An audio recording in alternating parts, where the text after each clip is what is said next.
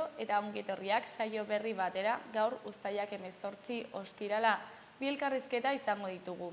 Alde batetik hemen platora Raúl López etorriko da, Esteila sindikatuko kidea dena. Esteila sindikatuak bai legearen aurka Espainiako Auzitegi Gorenean errekurtso bat jarri zuen eta atzo jakin genuenez epaiak ez zion arrazoia eman. Beraz, honen inguruan arituko gara Raulekin. Eta beste alde batetik Eduardo Ibero izango dugu, Jala Nafarroako kidea dena. Badakigun bezala, Jala Nafarroak aurtengo San Ferminen txupinazoa jaurti zuen eta esperientzia kontatzera eta baita herriaren eta jendearen harrera nola bizi izan zuten kontatzera dator. Baina bi elkarrizketa hauekin hasi baino lehen goazen gure betiko edukia ikustera.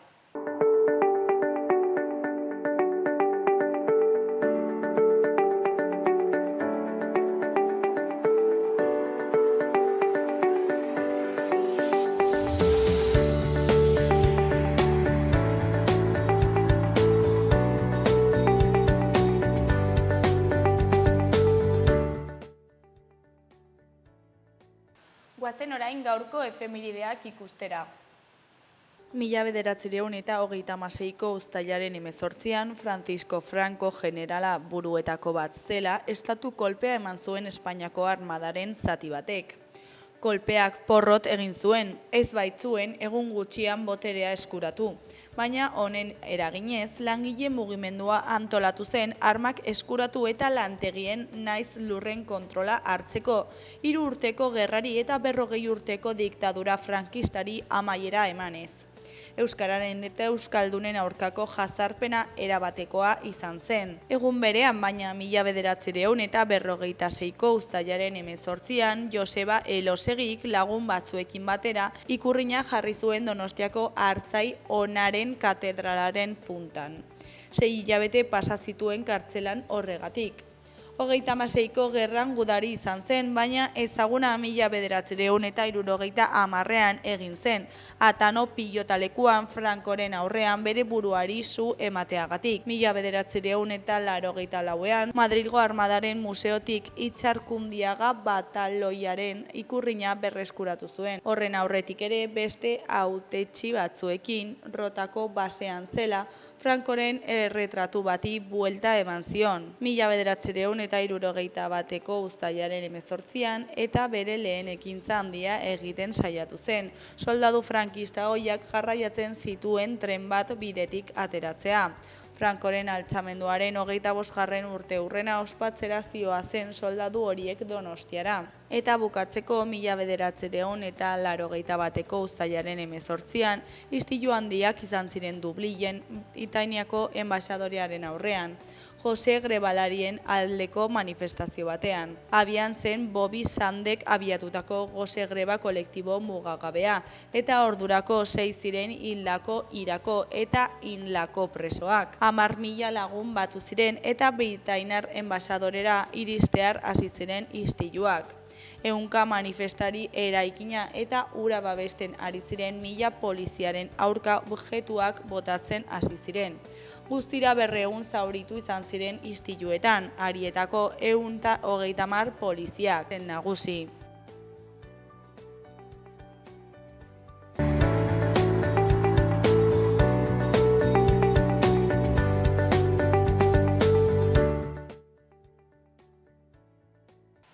Ikus dezagun gaurko egunkarien azalek zer dioten. Diario de Noticias egunkarian horrela dio lerroburu nagusiak. BSH-ko zuzendaritzak eta batzordearen gehiengoak aurre akordio bat sinatu dute enplegu erregulazioko espedientea aplikatzeko. Kalte ordaina 45 egunekoa izango da urte bakoitzeko eta 1500 egunekoa 55 urtetik beherako langileek lan egindako urte bakoitzeko. Plantillak astelehenean bozkatuko du baldintzak onartzen baditu. Lantegia abenduan itxiko dute. Argazki nagusiaren titularrean herri berriko antzerki jaialdiak gora egiten jarraitzen du. Gaur hasiko da Herri Berriko antzerki jaialdiaren 26. edizioa, musika, dantza, zirkua, klouna, ibilaldiak, performantzea eta antzerkia uztartzen dituen disiplina anitzeko programazioa aurkezten duena. Grisa kolorez nabarmenduta dagoen Erdiko Berrian, Zerdanek Koldoren audioak aztertzea lortu du. Epaileak egiazkoak diren aztertzea onartu du, baina Garziak Guardia Zibilarekin duen lotura ikertzeari uko egin dio. Eskuinaldeko berrietan, batetik Montorok baja eman du PPko afiliatu gisa inputatua izan ondoren. Bestetik Javier Moscoso hilda Nafarroako auzitegiko fiskala eta ministro ohia. Jarraian Nafarroak nekazarientzako mehatxua ikusten du etorkizuneko NPBren proposamenean. Azkenik Tokerok 9. zinegotzi bat askatu du, 25.752 euroko urteko soldatarekin. Diario de Navarra egunkarian honela dio lerroburu nagusiak. Belateko 8,5 milioiko gainkostuaren gehiengoa proiektuan izandako akatsek eragin dute. Fiskaltzak honako hau adierazi dio Serbinabarri. Hardcore sortu zen akzionarekin egindako obretan irabaziak lortzeko. Argazki nagusian Iruñeko eraikuntza lan bateko garabilari batek ura edateko geldialdia egiten du. Honen titularrean, lanean beroak itotzen duenean. Nafarroako obrek neurriak hartu dituzte tenperatura altuko egunei aurre egiteko. Eskuineko zutabean 3 berri ditugu. Batetik BSH-ren aurre akordioa sinatu da eta orain plantillak bozkatuko du. Bestetik Tuterako ziuk bere 5 ohetatik 2 itxi du udan lehen aldiz. Jarraian Montoro inplikatzen duen tramak legeak idatzi zituen. Goiko aldean, alde batetik Javier Moscoso ministro ohia hilda. Beste alde batetik Moja kadreitan zauritutako ebakitzailea. Azkenik, Aresoko negoziazioa Atletikorekin. Gara egunkarian, titular nagusian, UEMak ohartarazi du auzitegi gorenaren epaia larria dela eta mobilizatzeko deia egin du. UEMa osatzen duten 118 udalek elkarretaratzeak deitu dituzte biharko, euskara 2. mailako hizkuntza izatera kondenatzen dutela salatzeko. Lakuak kezkatuta dago. Argazki nagusiaren titularrean, oporrak bakean Mendebaldeko Saharako adingabe talde batentzat. Eskuineko aldean dagoen berrian, ezoiko erreakzioa Gazako Elizaren aurkako erasoaren aurrean. Beko aldean, batetik Pogakar Hautakamen garaile, Tadej Pogakarre kolpe moral eta psikologikoa eman zien atzo aurkariei eta jauzi handia egin zuen Hautakamen egingo duen 2. turrera. Bestetik Atortxurrokek 22 eragile batu ditu agurrean. Amaitzeko iritsi da atalean, goikoan Santioak, Magdalenak eta Santamañak Gipuzkoa eta Bizkaiko zenbait herrietan. Erdian, 60 urte beti ditu Donostiako jazaldiak. Behekoan, intriga, fantasia, memoria eta bar eskaintza zabala zinema aretoetan. Berria egunkariaren titular nagusian, BSH-ko 609 langile kaleratzeko baldintzak hitzartu dituzte aurrekordio batean. Lan egindako urte bakoitzeko 45 eguneko kalte ordaina jasoko dute. Urte kopuruetan mugarik ezarri gabe eta 1.500 euroko saria urte bakoitzeko. Langileek astelehenean bozkatuko dute sinatutakoa eta gehiengo osoa behar da onartua izan dadin. Argazki nagusian, UEMako zuzendaritzako kideak atzo protestako deia egiten zarautzen. Titular nagusian, UEMaren arabera, euskara 2. mailako hizkuntza izatera kondenatu dute. Goiko aldean, Pogakarrek Turreko mendiko lehen etapa irabazi du eta 2 minututik gora ateratizkio Bigegarzi. Beko aldeko lerroburu nagusian, George Abadalla askatzeko agindu du Frantziako justiziak 41 urteren ondotik. Uztailaren 25ean libre utzi eta jaioterrira Libanora deportatuko dute ekintzailea. Honen ezkerreko aldekoetan, batetik udaberrian hasiko dira Bizkaiko itsasadarreko tunela egiten. Bestetik euskararen etorkizuna izeneko seriaren 2. atala dugu. Gainera sindikatuek jakinarazi dute langile bat umildu eta hil egin zela iragan asteartean Gasteizen. Bukatzeko Irisarrin hasi dira aurtengo kabalkadak eta Armendarizen segituko dute Agorrilean. Euskal Herria irratiari dagokionez, titular nagusian kazetaria den Urtzi Urkizuren arabera. Pantailak eta ikus-entzunezkoak oso garrantzitsuak dira hizkuntzaren erabileran. Urtzi Urkizu, Berriako kazetariak irabazi du 2025ko Midas saria. Hainbat hizkuntzatan aritzen diren komunikabideen lanari erreparatu izana aitortu dio erakundeak. Eskuineko berrietan, goiko aldekoan, turismo bulegoko Ainhoa Gartzesen hitzetan. Jendea internetekin hasi eta gurekin bukatzen du, bigarren txanda gara, baina pozik ateratzen dira.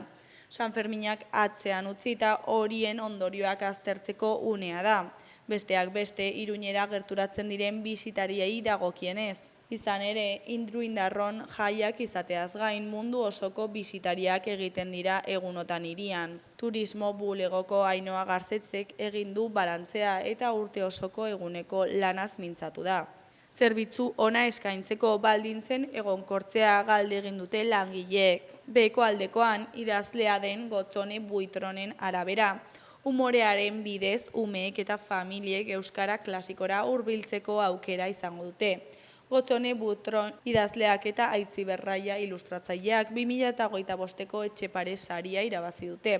Orkestra zohoragarria umorearen bidez musika eta fantasia uztartzen dituen album ilustratua da.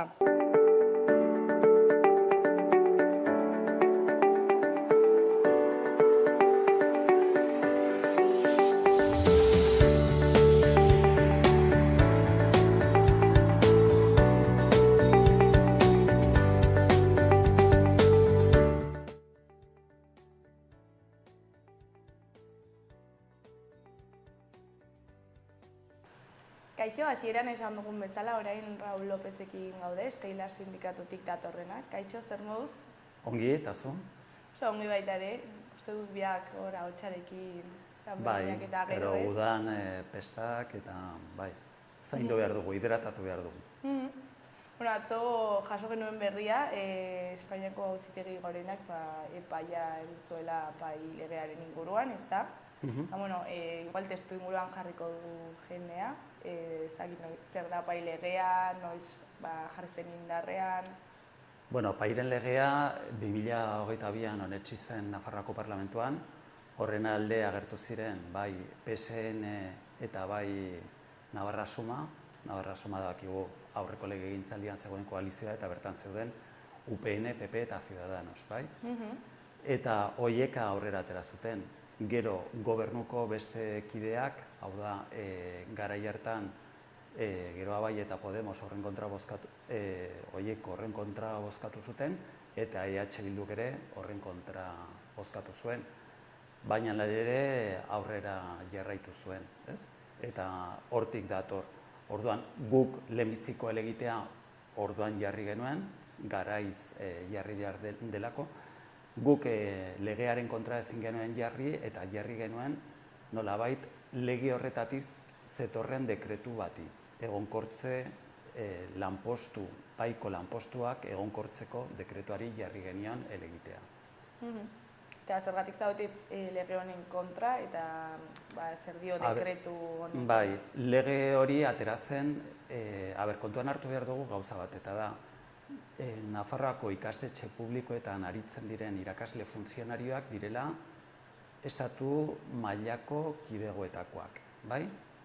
Orain arte horrela izan da, 2022 garren urtera arte. Osea, pai legearen programaren baitan. Bai, pai programan aritzeko bi modutara egon zaitezke, gaur egun Nafarroan eta funtzionarioa izan da. Kontratatuen asuntoa ezberdina da. Adibidez, batzuk dira, ni adibidez, ni estatuko kidegoetako funtzionarioa naiz, eta ni bezala beste milaka batzuk, eta ingleseko titulazioa baldin badut, bai, leku aldatze lehiaketan joan naiteke, edo bestena esleipe lanpostuak esleitzen direnean, joan naiteke ingleseko profila duen lanpostu batera, eta horregon, baina gero baitare mugitu euskarazko batera, edo erdarazko batera, eta bar. Zer gertatzen zen, jendeak ez zuela nahi, aukera izaten zuenean, batez ere programa horiek gaztelaniazko eredutan edatuta daude, jendeak zer egiten zuen. Gaztelania hautsezko edo euskara hautsezko lanpostu batera mugitzeko aukera zuenean mugitzen zela. Orduan lanpostu horietan etengabeko aldaketak egoten ziren, bai? Orduan zer egin zuen Nafarroako gobernuak, Hezkuntza Departamentuak kasu honetan, aprobetxatu zuten estatutik zetorrela lege egitasmo bat hainbat lanpostu finkatzeko, kasu honetan hezkuntza publikoan, eta aprobetxatu zuten batez ere finkatzeko paiko lanpostuak. Orduan, estatuko araudiak ez du uzten inglesa, adibidez, inglesa edo alemana edo frantsesa, eskatzea betekizun moduan. Hau da, titulu hori izan behar duzu oposizioetan parte hartzeko, bai? Orduan, ez du uzten, orduan Nafarroko Gobernuak asmatu zuen beste kategoria bat, bai? Guk esaten genuen beste kidego bat, haiek esaten dute ezetz, bakarrik lanpostuak direla, bai? Hezkuntzako lanpostuak. Baina, Nafarroan dugu gauza bitxi bat orain, eta da, funtzionario batzuk gehienak direla modu batekoak, eta beste batzuk gutxienak, horiek dira pairen legiaren bidez sortu zirenak, 352 horiek bereziak edo, bai? Eta orduan guk ja lehenbiziko errekursoa, lehen esan dudan bezala aurkeztu genuen Nafarroako Auzitegi Nagusian, kontrako epaia jaso genuen eta erabaki genuen Estatu Espainiarreko Auzitegi Gorenera joatea, bai? Eta ustekabea edo sorpresa etorri zen aurreko 2024ko azaroan edo, ze Auzitegi Gorenak erabaki zuen hori tramitatzea, hori zabidetzea, bai? Kontuan hartu behar dugu hori oso zaila dela gaur egun, bai? Orduan, hor ja Auzitegi Gorenak konstituzionaltasunaren ikuspuntutik arazoak ikusi zituen. Eta horregatik onetsi zuen tramitazio hori. Osea, epaia egiteko aukera eman zuen, ez? Bai, klaro. Ze normalean, adibidez, Nafarroako Auzitegi Nagusiak emandako epai horiek negatiboak baldin badira, normalean ja Auzitegi Gorenak ez ditu, osea, izapidetzea, tramitazioa ja ez du onartzen, atzera botatzen du. Eta kasu honetan ez, kasu honetan onetsi zen tramitazioa, eta orduan alde horretatik itxaropenak piztu zitzaizkigun, ez? Lege hori atzera botakote zuten, eta baina gure asmo horiek edo gure itxaropen horiek ez dira bete. Eta hori hartu zenetik, atzo arte, nolako bilakaera izan du honek, otsailaren 20an, okerezanago ere hor parlamentuan erabaki bat? Bai, nik uste dut, Hezkuntza Departamentua Carlos Jimeno Gurbindo kontseilaria asko izutu zen, eta gainera berak urtarrilean bertan eskatu zigun, ez? Errekurso hori erretiratzea, kentzea, eta hori berarentzat hori zen irtenbide bakarra, nolabait lanpostu horiei eusteko. Guk ez dugu inoiz pertsona horien desfuntzionarizazioa eskatu. Eta gainera guk eskatu dugu funtzionario horiek Nafarroako beste funtzionario guztiak bezalakoak izatea, bai? Baina lege hori gelditzea, hori izan da gure asmoa, bai?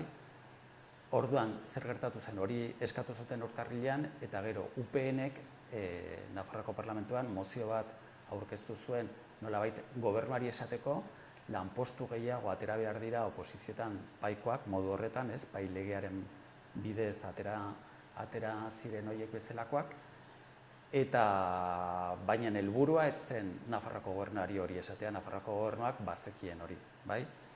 Eta Nafarroako gobernua, Hezkuntza Departamentua, kasu honetan, horren alde zegoen. Helburua zen nolabait estatuko poterei, estatuko deep state horri esatea, aizue kontu zibili. Paiko hau ez da nolabait arazo sindikal bat edo arazo txiki bat baizik eta estatuko kontua da, ez? Estatua afera da, Nafarroa osoa bezala, ez? Hau da, sortu den tresna politiko bat euskararen aurka egiteko. Bai? Eta ikusi dugu epai horretan zer gertatu den. Alde batetik, tramitazioa onartu da, baina gero beste epaile batek hartu duenean, orduan nolabait hartu dituzte gauzak handik eta hemendik eta handik eta hemendik, nolabait pairen araudia sartzeko estatuko araudian, bai? Horregatik agertu dira oso pozik daudela, bai AFAPNA, eskuineko sindikatu hori UPNren orbitan mugitzen dena, eta bai Carlos Jimeno kontseilaria. Eta jendearen harrera nola jaso duzu ez hor berrietan pil-pilean egon den gai bat izan da? Bai, bueno, Karo, piztu, lehen esan dudan bezala, piztu ziren itxaropenak nolabait lege hori gelditzeko, eta bide batez, nolabait egonkortze prozesu horretatik kanpo gelditu ziren guztiak, nolabait egonkortzeko prozesu horretan gaude, ez? Orduan, karo, nolabait asmoiek momentuz zapuztuta gelditu dira, ez? Orduan alde horretatik dei askotxo jaso ditugu deiak eta mezuak eta bar, baina, bueno, guk ez dugu etxiko, bai? Aurrera jarraituko dugu eta une honetan, baita ere, aztertzen ari gara, ze zaila baita ja, ze gorena da, gero Estatu Espainiarrean gelditzen da konstituzionala, eta hor babes errekursoa edo jar daiteke, baina ikusi beharko genuke hori bideragarria den, eta baina agian helburua izan beharko da, nolabait Estatu Espainiarretik ateratzea eta nazioarteko justiziara jotzea, bai? Eta sindikatuan bildu zarete berria aztertzeko? Bai, zaila izan da, ze, karo, udan gaudenez, ez gaude denoko batera egoitzan, eta gainera epai hori, sententzia hori luzea zen, ongi irakurri behartzen, ongi kontrastatu behartzen zerbitzu juridikoarekin, eta horregatik lehenbiziko egunean jaso eta arratsalean, eta egun bat kostatu zaigu erantzun hori ematea, eta zaila izan da, gogorra, baina berriz ere indarrak hartu ditugu eta prest gaude borrokan jarraitzeko. Ez dakit oso azkar jaso duzue epaia, espero zenuten hain... Bai, guk bagenekien noiz izanen zen epaiketa. Hor bildu zen sala, Goreneko sala hori, eta uztailaren 8an, San Ferminetan, erabaki zuten, baina egun berean ez zuten argitaratu edo ez zieten interesatoi epaia bidali baizik eta izan zen atzo, ez? Eta, atzo eren egun, ja, ez? Eta, bai, horren ondorioz gaude hemen, ez? Hori dena azaltzeko. Eta zeintzuk izango litzateke pixkat ondorioak? Ondorioak dira, lehenik eta behin, lanpostu horiek bermatzen direla, momentuz, bai? Gu horren kontra, guk nahi dugu irakasle horiek funtzionarioak izatea, baina ez aritzea ingles, ez aritzea asignatura horiek ematen inglesez, eman ditzatela gaztelaniaz edo euskaraz, bai? Hori alde batetik, orduan, hor geldituko dira, ez dakigu benetan Hezkuntza Departamentuak agindu zuena beteko duen, hau da, pertsona hauek pasatuko diren estatuko kideotagoko funtzionarioak izatera, eta bide batez zailtzen da prozedura hori, ez? Ze, karo, modu berezi batez sartu dira funtzionarioak izateko, orduan orain beste mota bateko funtzionarioak izatea deus ez balin bada gertatzen, zaila izanen da, eta igual Nafarroko gobernuak ez du inongo interesik izanen horretan, bai, hori alde batetik. Eta gero bestetik, berriz ere egon daitekeela paiko lanpostuetako posizio bat. Hori da 2022tik aurrera sortu zen hori, ez?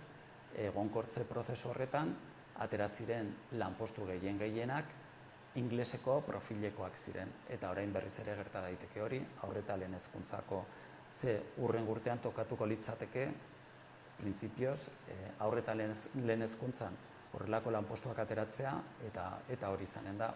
Eta zer gertatzen da, berriz ere funtzionario gehiago ingeleseko profil horrekin, printzipioz ingeleseko profil horretatik mugitu ezin direnak, eta besteak oso egoera prekarioan geldituko lirateke beste kontratatuak. Eta prozesu honetan uste duzue informazioa manipulatu dela?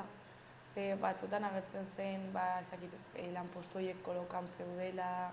Bai, nik lehen aipatu dut, urduri zeudela sektore batzuk, bai, eskuineko sektore horiek, eta eskuineko sektore horietan guk sartzen dugu PSN, PSOE, bete-betean, proiektu bera buruan dutelako, proiektu kolonial bat Nafarroarako, eta bai, urduri zeuden, horregatik kontseilariak berak eskatu zuen guk errekurso hori kentzea, bai, hori gainera esan zuen irtenbide bakarra hori zela, baina hori, dei hori egin zen nolabait esateko, eta orduan dei horri erantzun dio Auzitegi Gorenak, eta hor dugu epai hori, bai? Eta euskerari nola eragingo dio? Euskera nola eragiten dion? Bueno, alde batetik bi alde edo bi kontu aztertu behar ditugu hemen. Alde batetik dugu paide, eta orduan paiden hori adibidez 2015-etik aurrera sortu ziren eredu berri gehienetan pai dugu, ja ikastetxe horietan pai zutelako, erdarazko lerroetan, eta gainera heldu den ikasturtean, irailean hasiko den ikasturtean, ingeleseko ordu kopuru horiek handituko dira. Orduan, baldin badakigu adibidez euskara, adibidez Iruñerrian edo Tafallaldean edo Lizarran, ez? Euskarazko ezagutza ez baldin bada oso handia zonalde horretan, euskara ez baldin bada asko erabiltzen, gelan ume horiek gutxiago aditzen baldin badute, euskarazko maila apalagoa izanen da. Ikasle guztiak ez dira berdinak, eta batzuk hobekiago ikasiko dute, eta beste batzuk ez. Hori alde batetik. Eta gainera badakigu, hori bai euskaraz ikasten dutenentzat eta erdaraz ikasten dutenentzat, ingelesez ematen baldin bada arlo bat, maila akademikoa izugarri apaltzen dela. Orduan hori daukagu. Eta gero bestetik, pai edo pai bezalakoak izen ezberdinak izan ditu, Nafarroan argi eta garbi jarri zen D ereduko irakaskuntza apaltzeko, bai? Eta lortu dute, bai? Pai jarri arte gorantza zijoan D eredua, A eredua ere bai, eta batez ere lortu dute A eredua suntsitzea, gero eta ume gutxiago matrikulatzen da A ereduan, eta D eredua hor dago, geldirik, ez? Eredua da euskarazko ikasgaia da. Bai, hori da, dena gaztelaniaz eta euskarazko ikasgaia orduan. Ume dexente hasten da, naiz eta ez asko, aurrezkuntzan, gero aurrezkuntzatik lehen hezkuntzara pasatzean ja batzuk uzten dute, gainera gaztelaniazko ikastetxe batzuetan esaten diete, igual hobe duzu ustea, ez? Arazoren bat baldin badago edo. Eta gero ja lehen hezkuntzatik bigarren hezkuntzara beste maila ere erortzen da, ehunekoa, eta gero batxilergora ere bai. Eta batxilergoan ikasle askok jarraitu nahi dute, gertatzen dena da, igual bateraezina dela, adibidez marrazketa teknikoa egin nahi dute, eta ordu berean da euskara, ez? Horrela jartzen dute. Orduan, ikasle kopurua alde horretatik gutxiagotzen da. Eta ikastetxe bat atera nahi bada pai eredu horretatik, egin dezake, zailtasunak ditu? Bai, hor dugu berezitasun bat Nafarroan. Horretarako behar direla, adibidez, aurrezkuntzan 3 urte behar dira horretarako, eta lehen hezkuntzan 6 urte. Hau da, etapa osoa bukatu arte ikasle horiek egon behar dute. Naiz eta ikastetxeak erabaki ezetz, edo gurasoek hori nahi izatea, hori ikusi dugu. Bai, prozesu hori bukatu behar da, ez? Bai, prozesu hori bukatu behar da, baina Nafarroan bakarrik. Beste autonomia erkidego batzuetan, ikastetxeak erabakitzen baldin badu ateratzea, urte batean edo 2 urtetan ateratzen da, eta kitxo ez da deus ere gertatzen. Horregatik esaten dugu pai estatu afera dela, bai? Nafarroa bezala, hor ikusi dute tresna bat euskarazko irakaskuntza, euskarazko hezkuntza mugatzeko, eta horregatik defendatzen duten hainbeste, bai? Hemen da oso kontraesankorra Nafarroako gobernuan zer gertatzen den. Nafarroako gobernuan alde batetik dugu PSNek dauka lehendakaritza eta departamentu gehienen kontseilariak PSNekoak dira, baina hor daude baita ere Geroa Bai eta Kontigo Zurekin, eta gero kanpotik parlamentuan sostengoa ematen EH Bildu dago, eta printzipioz Geroa Bai, Kontigo Zurekin eta EH Bildu pairen kontra daude, baina nahal ere PSNek planteatzen dituen politika euskarafobikoiek guztiak irensten ari dira, bai? Eta kasu honetan, kritikak eta bar entzuten ditugu, badakigu gainera, orain ustelkeria kasuak direla eta PSOE oso ahul dago, baina guk dakigula ez dago inongo mugimendurik nolabait Jimenori edo PSNren politika euskarafobikoei balazta jartzeko, hori gelditzeko. Eta egoera larri honekin, ez dakit zer egingo duzue borrokan segituko zarekin? Bai, buke,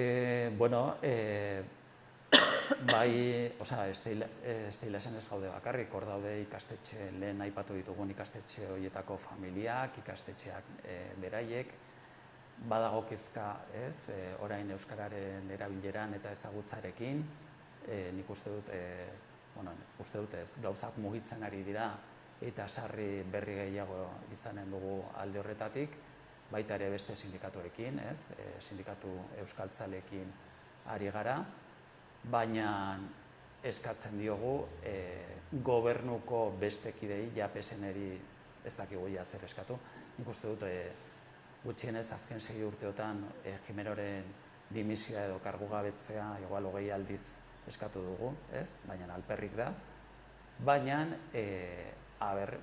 beste alderdiek esan ditudanak, Geroa Bai Kontigo Zurekinek eta EH Bilduk zerbait egiten duten. Ze hori faltan somatzen dugu. Ikusiko dugu zer dakarren etorkizunak. Ez dakit ja bukatzeko zerbait gehiago komentatu nahi duzun, jendeari zerbait esan? Ez, hau dela, pentsatu genuen arrakasta izan genezakela hor gorenean, batez ere tramitazio hori onartu zenean, beti oso horrela uzkur ibili gara, Estatu Espainiarreko justiziarekin, baina borroka ez dela bukatu eta aurrera jarraituko dugula. Esteila sindikatuko Raúl López, mila esker beti bezala gurera etortzeagatik eta egoera pilatsu hau azaltzeagatik, gainera ez dela gai erreza. Eta, ea zer moduz bukatzen den gaia. Venga, ea aurrengoan etortzen garen eta berri hobeagoak ematen ditugun, bai? Mila esker. Kaixo, lehen aipatugun bezala, orain Eduardo Iberorekin gaude, Jala Nafarroatik datorrena. Kaixo, zer moduz? Egunon, ongi. Jala Nafarroak txupinazoa jaurti zuen, 2025ko txupinazoa, eta nola hartu zen duten berria? Postasun handiarekin, guretzat sorpresa handia izan zen, hautagaitza aurkeztea lehendabizikoa eta gero erabakita ateratzea, ez. Zeo zer espero genuen, kaletik jasotzen genuen erantzuna eta hori ikusten genuen, eta mundu guztiak esaten zigun gauza bera, nik ez dut inoiz botatu, baina aurten bai eta Jalari eman diot botoa, ez. Orduan, zeo zer sumatzen genuen, baina ez genuen hainbesterako izango zenik. Gainera, partaidetza gehien izan duen urtea izan da urtengoa, ez?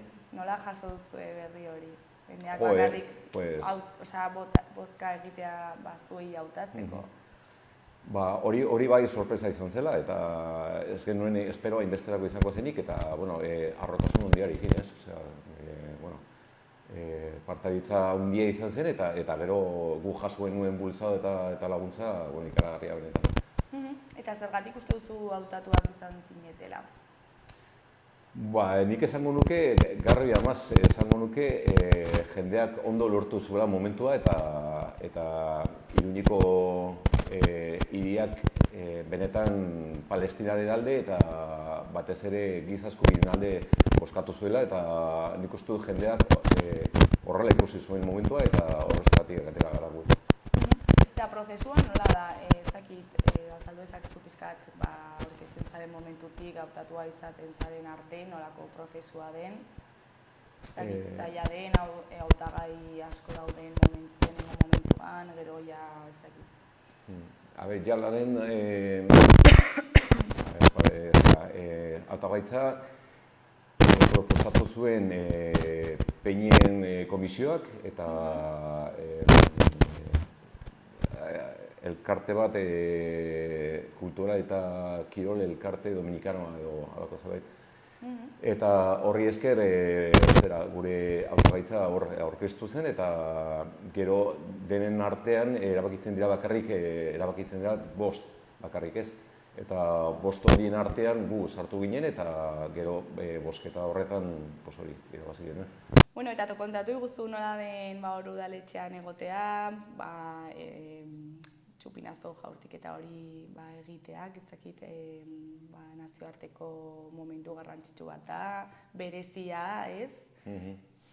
Oso momentu bitxia, benetan kontazina eta ez dago azaltzerik. Oso momentu hunkigarria, benetan, eta harro sentitzeko modukoa, ez, gainera. Eta momentu horretan sentitzen duzu atzean daukasun jendearen bultzada hori, ez, eta pentsatzen duzu momentu horretan nola llegatu zaren balkoi horretara, eta sentitzen duzu mundu guztiak zuri begira dagoela momentu horretan, ez, eta oso momentu importantea eta guretzat helarazteko nahi genuen mezu hori oso momentu importantena, ez guretzat, bai. Eta elkarte moduan zergatik zen hain garrantzitsua txupinazoa botatzea? Claro, txupinazo horrek ematen digun aukera, ez, mezua helarazteko mundu guztira eta kontatzeko eta Palestinaren izena momentu horretan argitan jartzea berriro eta gogoan izatea, horretarako oso momentu paregabea, oso aukera paregabea izan zen eta aprobetxatu behar genuen eta horregatik, etorri zaigun aukera hori benetan oso importantea izan da bai. Gainera ere nazioartean ikusgarritasun handia daukan momentua da, ez? Horrek ze suposatzen du Palestinarentzat? Guretzat importantena zen hori, zabaldu nahi genuen mezu hori mundu guztira llegatzea, ez? Eta horregatik txupinazoak ematen zigun aukera hori, ez? Eta benetan bagenekien mundu guztira ailegatzen dela eta txupinazoen irudi horiek mundu guztian ikusten direla eta zabaltzen direla, ez? Eta horretaz konturatu gara benetan ze importantea den eta noraino ailegatu den. Hortik dator, adibidez, Israelgo enbajadaren kezkak, aurkeztu ditu kezak, eta beste aldetik ere, Palestinatik etorri zaizkigun hainbat mezu eta bideoak eskerrak ematen, ez, egin dugunagatik. Eta nola moldatu zineten festagiro horretan borroka egiteko unea aurkitzeko? Jendea izatzen hori horrela izatea erabaki zuena, ez? Jendea erabaki zuen jaietako momentu berezi horretan Palestina hor jartzea eta gogoan izatea eta oso erraz izan da eta gainera genozidioari buruz ari gara, ez? Benetan, orduan momentu guztietan Palestina gogoan izan behar dugu eta dozein momentua ona da aldarrikatzeko eta salatzeko hor gertatzen dena. Eta gainontzeko Sanferminetan nola izan duzue presente borroka hori? Kalean zehar nabaritzen zen eta borroka hori, gu normalean hilabetean behin egiten dugu manifestazio bat edo baina beste aldean ez da bakarrik manifestazioan egiten dutuguna, baizik eta gero bi kanpaina irekita ditugu eta lanean ari gara kanpaina horiekin eta guretzat oso estrategikoak dira eta oso importantea, funtsezkoak dira. Eragin politikoa egin behar dugu eta hori gure ustez da importantena, ez? Eta horrekin batera, kalean egotearekin batera, bi kanpaina horiek jarraitzen ditugu bai. Eta jendearen harrera bai txupinazoan bai ondorengo egunetan nolakoa izan zen? Oso harrea beroa eta benetan eskartzekoa. Osea, gero hurrengo egunetan kalean zehar ibiltzen ginean, jasotzen genuen jendearen laguntza maitasuna eta mundu guztiak eskartzen zigun eta zoriontzen gintuen eta oso polita izan da bai. Eta Palestinako herriarekin kontaktuak jarri zarete, ezakit zer nolako aurrera jaso duzu handik? Bai, hasieratik gu ja txupinazo botatzeko atera ginenean, momentu horretatik Lidon gure kideak mezua bidali zuen Palestinara eta horren berri bazuten. Eta horren espero zeuden eta ilusio handiz, zeren beraientzat, beraiek espetxe handia bizi dira, eta espetxe horretatik kanpo jakitea eta jendea beraiekin batera daudela, eta beraientzat oso importantea da, eta bakarrik sentitzea, bakarrik ez daudela sentitzea, eta oso importantea da, eta enbezu hori llegatu zaie bai. Gertarera hau berri on bat bezala hartzen dugu, baina bertan borrokan jarraitzen dute. Nola dago orain egoera eta nolako bilakaera izan du azkeneko hilabeteetan? Garungo egoera benetan oso larria, gero eta larriagoa da. Gezurra badirudi ere, gero eta larriagoa, ez? Ikusten dugun onero nola goziz hiltzen direnean, eta gainera zeo zer jateko lortzen joaten direnean, irailtzen dituzte, ez? Eta, Israelek marra gorri guztiak gainditu ditu, eta ikusten dugu nola bestaldetik nazioarteko presioa eta hori ez da gertzen oraindik, ez? Nahi genuen bezala. Eta Israeli boikot ekonomikoa egitea garrantzitsua iruditzen zaizue? Guk garbi daukagu genozidioa geldituko duen gauza bakarra izango dela Israelen isolamendua. Eta hori lortuko da nazioarteko presioarekin. Eta presio hori hasten da egiten hemen kaletan, gure kaletan, eta baita ere udaletan eta gobernuetan, ez? Horregatik gu presioa egiten diegu gure gobernuei Israelekiko harreman guztiak guztietakoak apurtzeko, ez? Eta horregatik pasan urtean mozio bat aurkeztu genuen Nafarroako hainbat udaletan, eta horten beste bultzada bat eman diogu mozio horri, eta ditugu 75 udal mozio hori ganditu dutenak, eta aurrera jarraituko dugu. Eta beste aldetik, nola ez, gatazka honetan aktore ezberdinak ditugu, eta nola ez, enpresak ere parte hartzen dute, eta argitan jarriko ditugu genozidiotik etekinik ateratzen duten enpresa horiek. Eta isolamendu momentu hori iritsiko dela pentsatzen duzue, oso urrun ikusten duzue? Ez, baina, denok parte hartu behar dugu, ez, bai gizartea eta nola ez, udalak eta batez ere gobernuak. Gobernu lokalak eta herri guztietako gobernuak, bai. Eta hemen, Nafar gizartea, nola ikusten duzue gai honekiko konstientea da, ez, denetarik ikusten duzue? Behin berriz, hainbeste hilabetetan behin berriz azaldu dugu eta ikusi dugu nola Nafarroako gizartea beti kalean tinko ibili dela, giza eskubideen alde eta Palestinaren alde noski. Eta elkartasun hori behin berriz azaldu du Nafarroako gizarteak eta balorean jarri dugu beti. Eta nik uste dut hemen Nafarroan burbuja batean bizi garela, eta burbuja horretatik ateratzen da zara, aurkitzen duzuna ez da ben bezalakoa. Nik uste dut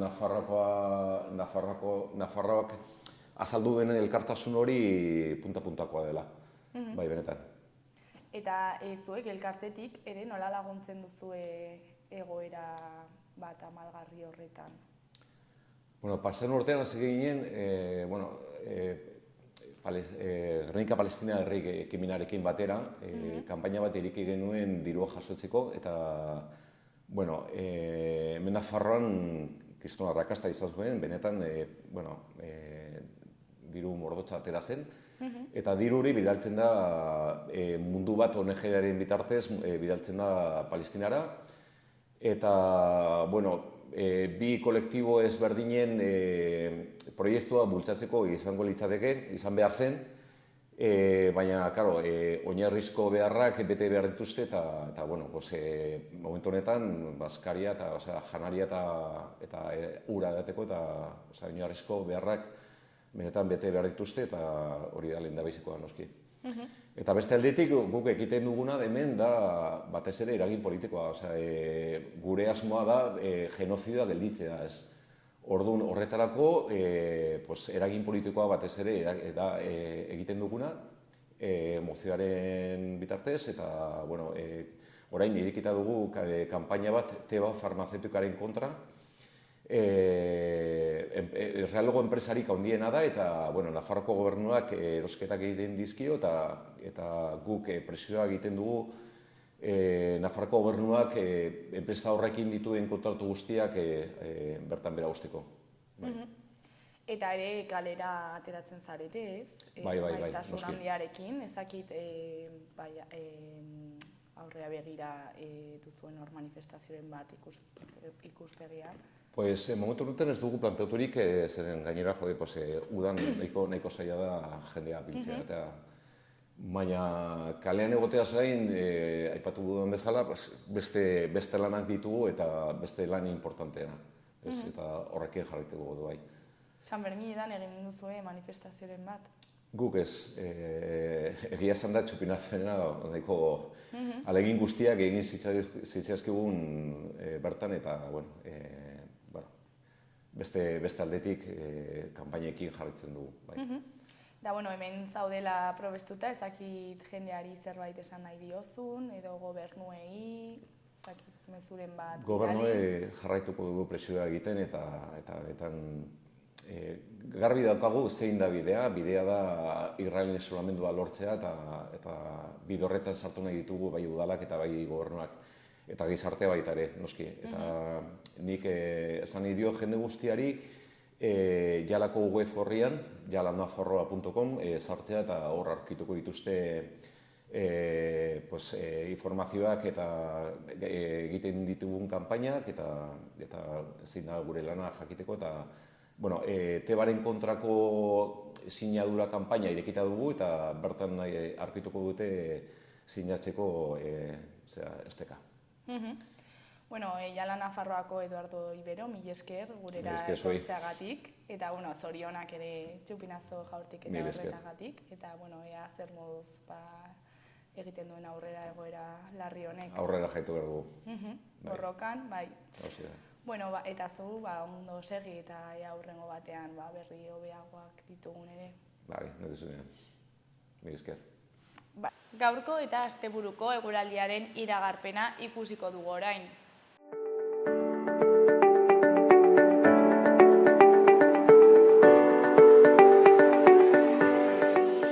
Gaur, ostirala, temperatura jaitsi egingo da eta hodeiak ugaritu egingo dira.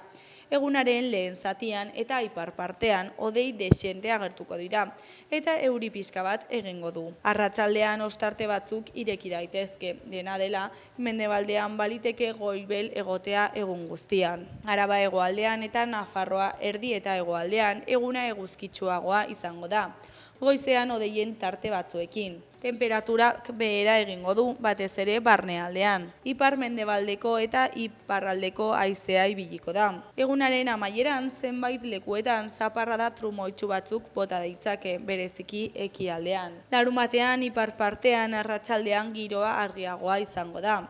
Hegoaldean eguzkitsua. Egunaren lehen zatian kantauri isurialdean oraindik hodeiak agertuko dira eta batez ere kostaldetik hurbil noizean behin zaparradak izan daitezke. Arratsaldeak aurrera egin ahala hodeiak gutxitu eta ostarte oso zabalak agertuko dira. Gainerakoan eguzkitsu egongo da. Iparraldeko haizea ibiliko da eta temperatura gradu pare bat igoko da. Igandean fronte bat hurbilduko da eta euria ekarriko du. Batez ere ipar partean eta goizetik aurrera estalita egongo da eta euria egingo du. Gainera temperaturaren beherakada nabarituko dugu. Araba eta Nafarroa erdi eta hegoaldean hodeitza handituko da eta urdinguneak eta ostarteak tartekatuko dira. Goizetik aurrera ipar-mendebaldeko haizea nagusituko da. Gaurkoz hau izan da dena, astea bukatzen dugu honekin eta astelenean itzuliko gara eduki eta elkarrizketa berriekin. Mila esker zuen arretagatik, asteburuna pasa, agur!